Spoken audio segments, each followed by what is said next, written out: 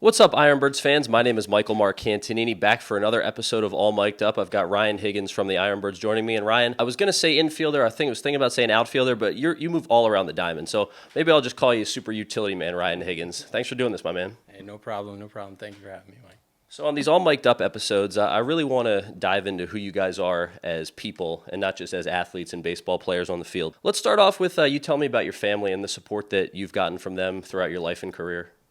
So I had two beautiful parents, both living on the West Coast, Bay Area, California. Two younger brothers who both in school right now. One's finishing up TCU, the other's at Washington. Big football years for both of those. So life around the family has been very exciting. Everybody's happy, healthy, and everybody's great. Big baseball family overall? Big baseball family. I'm the only one that took it a little bit further than Little League, but everybody loves it. Everybody loves supporting me, supporting the Orioles, and supporting all my teammates. So in the intro, I talked about how you've moved around the diamond throughout your professional career. You've played 5 different positions, all 3 outfield spots and the 2 corner infield positions. So what is it like moving around the diamond like that and having to keep all those different gloves in your bag? Yeah, I mean, I personally love it. I get to see the game from all different angles depending on the night, and it's kind of something that I've always done. My dad, back years ago when I was little, always told me the best position in the lineup is in the lineup. So wherever you can get in, and I'm lucky enough I've had the opportunity to play all these different positions professionally, and I love it. I love doing it. I love helping the team any way I can. And I know sometimes you know in advance, maybe the night before the game, where you're going to be in the field the next day, but other times you may not know till you get to the ballpark. So how do you mentally prepare for not knowing? So that's the thing, is you kind of have to get really good at preparing for anything, and just being ready for whatever comes at you, whatever, guys drop down, maybe lineup changes, last minute switches. I feel like I have the ability to kind of just grab a glove, go play wherever. So just if you stay ready, you don't got to get ready in a sense. I feel that. So unfortunately, you've had some injury issues throughout your career so far. So how have you been able to grind through those injuries and work your way back to get healthy and get on the field again? Yeah, I mean, it's part of the game. It is part of the game. Unfortunately, I've had a couple, but there's guys that go through it also. There's other guys in the organization who I've been able to go through kind of the rehab process with, and none of that stuff would be possible without their support and just going through things together and having each other's backs through that. I mean, there's some dark days sometimes when you're down there in Florida and you're going through the whole rehab process, but when you have guys that you could lean on and staff that you can lean on, it makes the process a little bit easier. So we've talked a little bit about your career. I want to go back a little bit further, and let's start with high school. I know you played baseball and football in high school. Let's talk about the football side of things. You won a state championship playing high school football. Tell me about some of the best memories from doing that. Yeah, well, I was a wide receiver. I returned some kicks. I was not a big fan of hitting, so stayed on the offensive side of the ball. But I had some great teammates. I had Tyler Manoa, Josh Picola, 2 Army All-Americans. I had Division I players all over the ball, so it was great. That was a great memory. We were really good that year, and I mean, nothing like suiting up for Friday Night Lights. What was it like celebrating after winning it all? Oh, it was great. We celebrating, popping the Martinelli cider, photo shoots after with the trophy. It was great being part of that. And with that, I was able to win my last high school football game, and then we were able to win a CCS section championship for baseball. So I finished my high school career winning on the victorious side of both sports. Not many people could say they did that. So. Yeah, racking up the W's. Well, after high school, you went on to Fresno State. You played 3 seasons there. What was it like playing at Fresno State and roaming the same outfield as an MLB star like Aaron Judge? Yeah, Fresno was great. The people were great. The city was absolutely fantastic. The support that we got from the Valley was unmatched. And around our conference, it wasn't really comparable. The Valley was the best. So playing under Mike Batesel, legendary head coach, taught me a lot. And then Judgy came back one year and hit a couple bombs for us in batting practice. He's great. I mean, he's just an all-around guy and obviously an all-around baseball player. So pretty sweet experience playing at Fresno. Being from Northern California, you spent most of your life there. You're a big 49ers fan, and most of the conversations we've talked a little bit about football, my Eagles, your 49ers. Mm-hmm. So I want you to put your analyst cap on here. Tough Super Bowl loss to the Chiefs this year, but the Niners, it looks like they've got the pieces to compete both short-term and long-term. What are your thoughts on the outlook of the organization moving forward? Well, honestly, going forward, I mean, this year or next year, they're going to have to start paying some guys. So the roster's looking good right now. You know, Purdy could stay healthy. We got our 2 wide receivers, and then we got the best running back in the game back there in McCaffrey. So as long as they could stay healthy, the defense is going to do their thing. Lost a couple guys free agency, but I'm telling you, the window might be closing a little bit just because the guys are so talented. So hopefully next year's the year. Hopefully my birds will see you guys in the NFC Chip again. Well, going to end this with a quick rapid fire round. You give me some quick answers. First thing that pops in your mind. So what celebrity would you most like to meet? Oh, that's great. I'm going to say Jake Gyllenhaal. Jake Gyllenhaal. I mean, very underrated. I asked all the guys if they've seen various Jake Gyllenhaal movies, Prisoners and so on. I put me on the spot here, but Jake Gyllenhaal for sure. I think he's a great actor, and I love every movie that he's in. Okay, good answer there. What was your favorite college class? Ooh, my favorite college class. I took a course called Drama 62, and it was all about movies and how to kind of pick apart movies and why did the directors put certain pieces in, red herrings, and various other movie critique pieces that we went over. So we just watched movies in class all the time and talked about it. It was awesome. Can't beat that. All right, where would you rank Brock Purdy among NFL quarterbacks right now? Oh, that's tough. I mean, Brock's my guy. I'm going to have to put Mahomes up there. Josh Allen, Fireball. Shout out to the Valley. So I'm going to have to put Josh Allen up there. My roommate from college actually marrying one of his cousins, so hopefully I get to meet him. But I get the connection there, so I'm going to put Mahomes and Allen ahead. Baltimore, Lamar had a great year. I'll put Lamar up there, but I mean, Purdy, I'm putting Purdy above the rest of the pack there. So I'm going to say 4th spot for Mr. Brock. Okay, respectable there. All right, who's the first person you go to when you need help with something?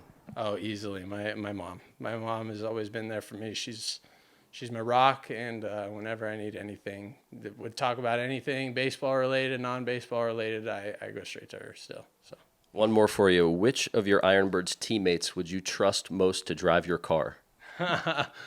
I'm gonna trust Creed with my car. He has a big truck himself, and I've seen him whip that thing around. My car's a little bit smaller, but I think I'll trust Creed to drive it around. I think he'll do a fine job. Good answers, thorough answers. I like it. Well, he's Ryan Higgins. I'm Michael Marcantonini. Ryan, thanks for doing this, man. Thank you for having me. Appreciate it. At I Am Human, we believe in the power of compassion and empathy.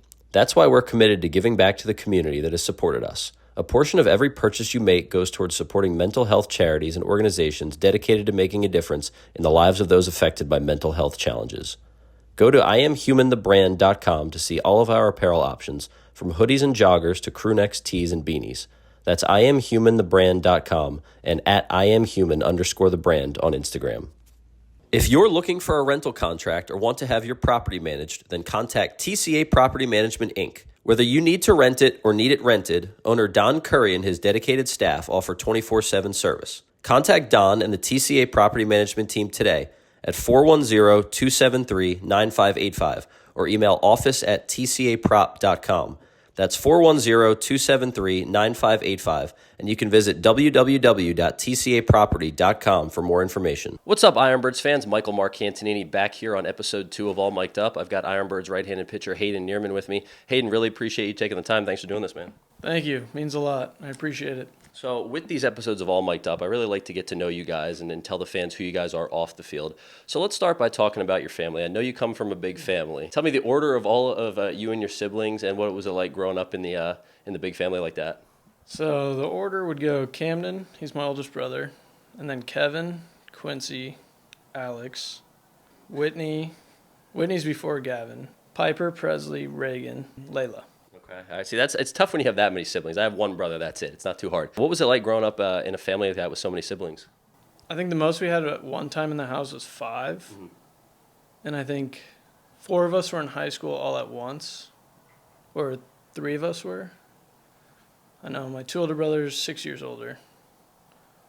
So, I mean, it was kind of wild at times. Yeah. I think there's 4 of us sharing one bathroom. So that was fun. So I know you've bounced around throughout your baseball career, college, and then to pro ball. You've been around the country, but you grew up in Arizona. You're from Scottsdale. What's it like growing up out in that area? It's really nice. I love it. Great weather. except for summers. It's a little hot. Golf's really fun out there, and it's personally very happy to be there. So I know we were talking before this interview. You said you're a Commanders fan. Now, I was assuming you'd be a Cardinals fan from Arizona. How did you become a Commanders fan? So my dad, he's from Maryland. So he grew up watching the Redskins, now Commanders. And then I just followed suit. How about for baseball? Did you grow up an Orioles fan, or did you stick with Arizona sports for the rest? He was an Orioles fan. I chose the Yankees. Ooh, okay. Because I really loved watching Alex Rodriguez play. Okay. Gotcha. What other sports did you play growing up besides baseball? I played football, basketball, and golf. I'd say my best one was golf. Okay. What are you handicapping at nowadays? I don't play too often. I get out about 5 times a year, but I'd probably say a 5. You're naturally left-handed, but you throw right-handed. How did that happen? So I always forced myself to go lefty for everything, but one day I just started throwing righty, felt more comfortable, but hitting lefty, loved it. I always wanted to be left-handed. I just couldn't hit in high school. I feel that. So high school, that was the last time you hit? Yes, I faced Matthew Libator, my last AB. Struck out on 3 pitches. That's probably a good time to hang it up. But at least you can throw the baseball. So your arm slot's a lot different than most guys. You have that unconventional kind of 3/4 arm slot. First off, how would you describe it? A lot of people say submarine, 3/4, sidearm. What do you call it? I think it's sidearm, just directly from the side. So how did you develop that arm slot? How did you start throwing that way? So going into my sophomore year of college, just naturally picked up a baseball. My head coach goes, "What are you doing?" I was like, "I don't know." He goes, "I don't know if we should do that." I go out there, throw it live, and he goes, "Stick with that." Yeah. And ever since then, I just stuck with it, started gaining velo, felt comfortable. Do you watch video of other pitchers, whether it's at the big league level or another level, that throw just like you? Yes, Justin Lawrence. I text him every once in a while. That is a guy who I try to emulate. And what have you learned from a guy like him with a similar arm slot? Gain weight. That's how you're going to throw harder. So that's kind of like what I look at, because I see his hip-shoulder separation. I was like, I need to get that. And I feel like I've gotten it. It's just he's 220. And it explains why he's throwing 97, 98. Yeah. So. Did he tell you to eat anything specific, pound the protein shake, stuff like that? No, we talk more about sliders because that's kind of my biggest issue. It's getting a consistent slider, and he's got one of the best ones. So we just talk about grips and what are your social cues. All right, let's get away from the diamond a little bit. Let's talk about some other sports. So last year when I did an All Mic'd Up with Daniel Lloyd and Trace Bright, I asked them to pick 2 teammates each for a hypothetical 3-on-3 basketball game. And Lloyd picked you as his point guard. And so the teams were, it was Lloyd, Lyons, and you running point, and then Bright, Basayo, and Weston. Lloyd said you guys are winning that every day, every time out. So, Yes. all right. So if I had to ask you a similar question, let's say you're going to run 5s. Let's say you're going to play another South Atlantic League team. You got to pick 4 Ironbirds teammates. You can go from this year's team or some from last year's team. Which 4 guys are you running with? All right, I'm going Baumeister, get some size. Baumler, pure athlete. He'll play the 3. I'll put myself at 1. So now we need a 2. I'll probably put Cam. He's a spot-up shooter. And then the 4, give me De Los Santos. Okay. He's always out there shooting. And I'm like, he can play. All right, so you're sticking with your fellow pitchers out there for the starting 5. I like it. When you were signed by the Orioles out of UNLV, who called you? Did you know the Orioles were on you, and how did that whole process go? Not at all. I mean, it was the day after the draft, and I get a call from Logan Schumann, and he goes, "Hey, would you want to sign with the Orioles?" And right there, that was huge for me. I called my mom right away, so growing up, Dad was a huge Baltimore Orioles fan. He passed away senior year of high school, and then getting that call, I was like, that's destined to be. So that was one of the coolest moments of my life, just hearing that call. Didn't talk to him at all, and they just gave me that call. So what does that mean to you overall, and even to your family? I think that was the coolest part, because everyone always knew my dad was a huge Orioles fan. And then I actually get to live out my dream playing for his favorite team. So it means a lot. Every day I think about it, just blessed to be here. I love that a lot. And see, that's what I'm trying to get at with these interviews, answers like that. So what is your greatest non-athletic achievement so far in your life? I think being an uncle. Okay. My brother recently had a kid, and I think that's one of the coolest things ever. That's a great answer right there. All right, we're going to wrap up episode 2 of All Mic'd Up with a rapid fire round. Favorite teammate you've ever had at any level of baseball? Troy Balco, UNLV. Okay. He's a fellow pitcher. Me and him had way too much fun. I like that. Shout out to Troy. All right, next one. Favorite vacation you've ever taken?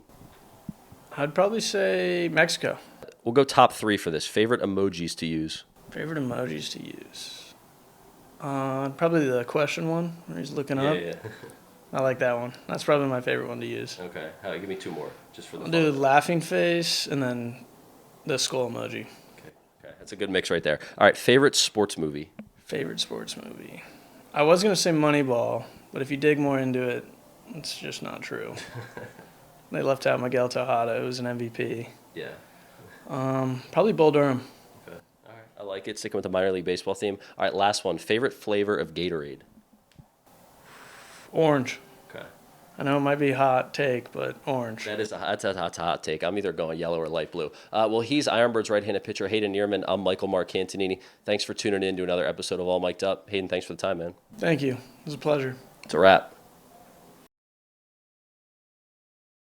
Thanks for watching All Mic'd Up. To watch past and future episodes and for more broadcast highlights, subscribe on YouTube and follow @Mic'dUpSports on X, Instagram, and TikTok.